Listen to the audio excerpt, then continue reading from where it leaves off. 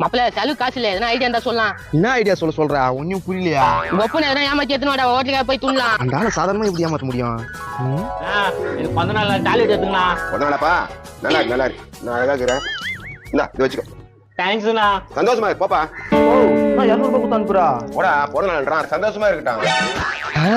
மாப்பிள்ள ஒரு சம ஐடியா. என்னடா உங்க அப்பனை கட்டில தாயிட்டு பணத்தை தூக்கிட்டு வந்துடலாமா? அடா அது இல்லடா, இந்த புடி எனக்கு கடை குத்தா துணுட்டா. ஆனா லூசு பையா, கெசுன்னு போய் எங்க அப்பா கிட்ட குத்து எனக்கு பிறந்த நாள் அப்படின்னு சொல்லு. சொன்ன ஆண்டாள் என்ன பண்ணுவான்? அட போடா, விஷயம் இருக்குது. நீ வரலையா? நீ முன்னால போ, உனக்கு முன்னாடி நான் இருக்கிறேன். ஏன்னா குப்புசாமி அண்ணா. யார் அவன் மரியாதை கூப்பிடுறான்? நோ வனனா எப்பவுமே இல்லாத உனக்கு என்னடா உனக்கு இதா? நோ உன் பையனுக்கு நீ கொண்டாடல தானே சாக்லேட்டா.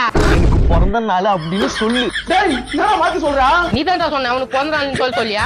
பாடி மாத்திட்டியாடா? ஏடா உவேலையா?